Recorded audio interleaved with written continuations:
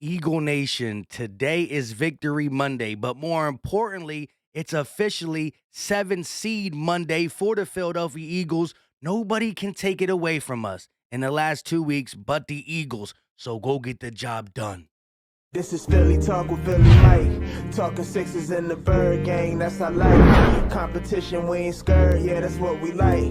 Win or lose, you know we showing up and we gon' fight. You see we strive for the sky every day that go by. And every single week we scream and fly, Eagles fly. This is Philly Talk with Philly Mike, yeah. This is Philly Talk with Philly Mike, yeah. What is going on, everybody? I go by Philly Mike, and this is the Philly Talk Podcast. And today we got a lot to talk about. But real quick, Eagle Nation, how do you feel? Victory Monday, 31 points in the second half. And oh, by the way, yes, we are the 7 seed.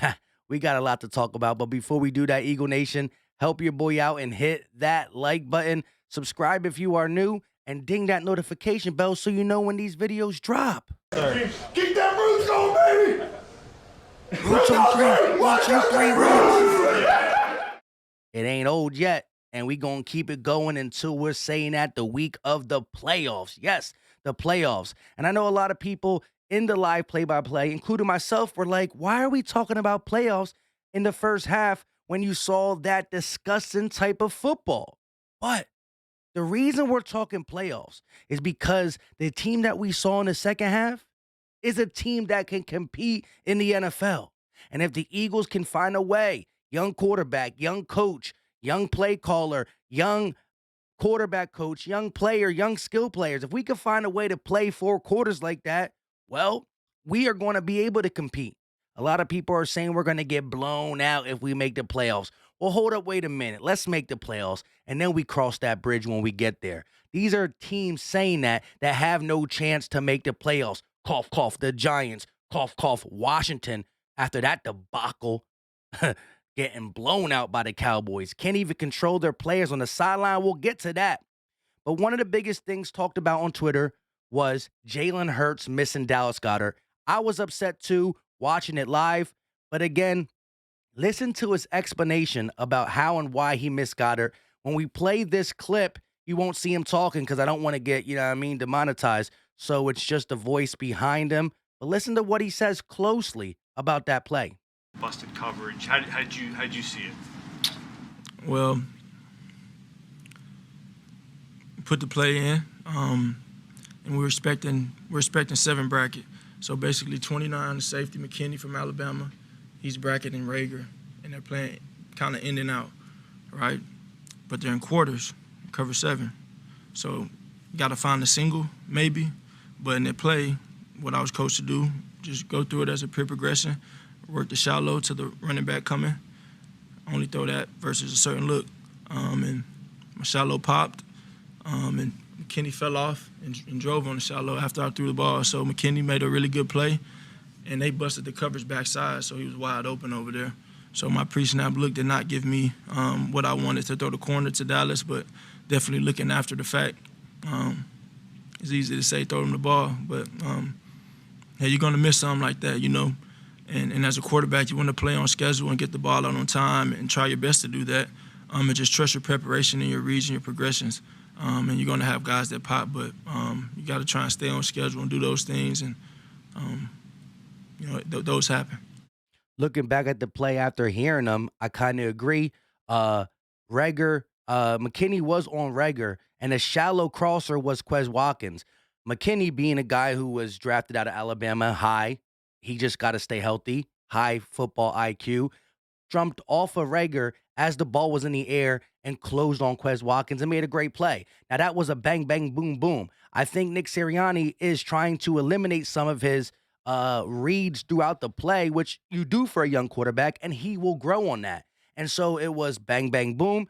He thought he had him. McKinney made a good play. And as he's throwing the ball, boom, there's the busted coverage. Now, you can't wait around in the NFL all the time. Sometimes, if a quarterback can kind of see what's going on, see that McKinney has the opportunity to get off Rager and get Quez Watkins, a veteran, don't throw that. He buys a little bit more time, and then maybe Goddard is open. But when you're trying to play in the speed of the offense, not thinking that McKinney's going to make that type of play because you haven't played against him enough. Even though he's Alabama and whatnot, you know him from that route, but you don't really know his tendencies. He hasn't played in the NFL a lot. He was hurt a lot. So you do that thinking that your guy can make the play. Now, he holds the ball a little bit longer, does what Jalen Hurts does, holding the ball, scrambling around. He probably sees Goddard. But sometimes you can't do that, and we don't want him to do that all the time. So it was one of them bang, bang, boom, boom. He saw Goddard. He knows he's going to look at it.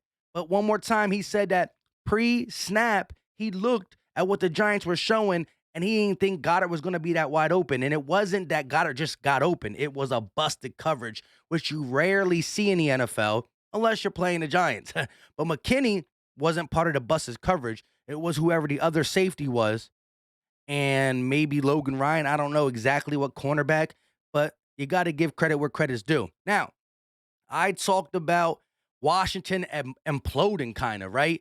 And oh my goodness, this is what losing does. And now they got to come. Oh, we got to go to Washington, so it's a little different. But the last time they were on the bench together, look at their defense. Now, they're a little bit more healthy. They got guys back from the health and safety protocol. But look at these guys. I mean, look. This is what happens when you get beat down by a division opponent. And these are, look at that. They at each other's neck, throwing punches on the sideline. This team is falling apart. Eagles beat them, Cowboys beat them, and their quest for the playoffs are falling down, and they can't handle it. We got to take care of business next week. No way we can let a team falling apart like that stop us from getting to where we want to get. Now, there is some bad news. I wanted to keep this as positive as I can, but we do got to talk about Miles Sanders and Jordan Howard. We'll start with Sanders first. Ian Rappaport, Eagles running back Miles Sanders broke a bone in his hand yesterday, sources say, and he'll have an MRI and additional tests today to determine if there is other damage and whether or not he can play through it. Sanders left the stadium in a soft cast. Now, we saw Jordan Howard get some work first before Boston Scott and Kenneth Gainwell, but he also left. Jordan Howard suffers a stinger. I don't want to see the word stinger because last time we saw the word stinger on Jordan Howard, he left and went to Miami and came back and couldn't get on the roster. He made the practice squad. Now, this was the initial report when he suffered the so-called stinger. It's his right shoulder. He was questionable to return to the Giants. They never fully ruled him out, and so I don't know if he's going to play against the Washington football team or not. But I hear the word stinger, I get type nervous. Now, Sanders brought something to this running back room that we know he got. That's that playmaking, or that's that explosive ability. But we still see the Eagles run hard with Boston Scott, Kenneth Gainwell, and more importantly, Jordan Howard. So hopefully he's back. And hopefully the MRI says that Miles Sanders didn't broke a bone that requires surgery right away. If he broke a bone that you can kind of tape up, doctor up, and keep it going, I think Miles Sanders is going to try to do that. He's been playing some high-quality football to end this season, and we only got 2 more games. And he knows contract is coming up, whether we give it to him or not, right? We can hold him 1 more year, but if that's the case, he won't be back the following year after that. If we take him 1 more year, he won't, because now you're going to have a lot of people bidding for him, I should say. But once again, this is the bad news about that game. But just to recap one more time, this team is the tale 2 halves. The tale 2 teams. What Eagles team are we going to see more consistently, right? Because we saw Jalen Hurts struggles. We saw the pass catchers struggle. We saw this, that, and the third struggle. And then we seen it flip the script. Hurts look good. The pass catchers catching the ball. Defense shutting them out, playing top-notch defense. We got Jake Fromm from State Farm benched. Mike Glennon looked like trash too. 34-10 in the NFL is not easy. 31.5 is really not easy. We just got to put games together. We got to start faster because better teams ain't going to let us gather ourselves the way we did, right? And now, if we put up 31 in the second half, but the defense was atrocious, they would have said that's garbage time. It ain't garbage time when you beat a team by 24 points. But that is second half points. So it's not just that we only score in garbage time. This team has to learn how to from a play calling standpoint, from an execution, quarterback, wide receiver, tight end, running back standpoint. We have to learn how to start the game the way the Eagles want to finish the game. But we also know it's not how you start, it's how you finish.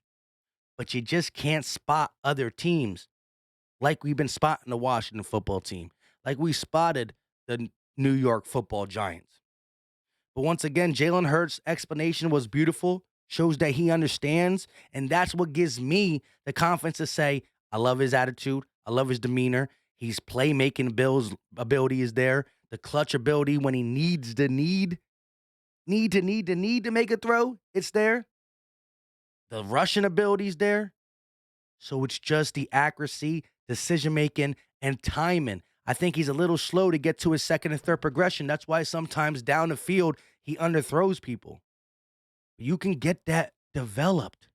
Can't just throw him away just because he's a little inaccurate. At the age of 23, where we see other 23-year-olds, same inaccuracy, maybe not as much, maybe not the way you exactly want it, but Hurts is a baller, and I'm rocking with him until he shows me he can't win games. 8-7 is nothing to be like, let's go, but it's also nothing to write off. This was a 4-win team last year.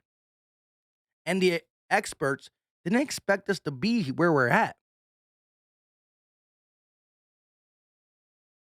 Gotta grow. Devontae, Quez, Rager, Hurts, gotta grow.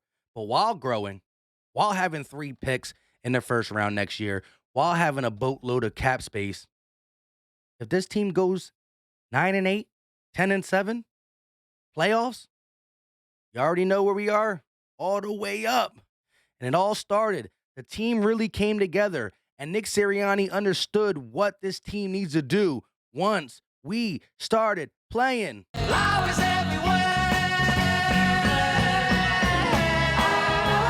The Flower Girl.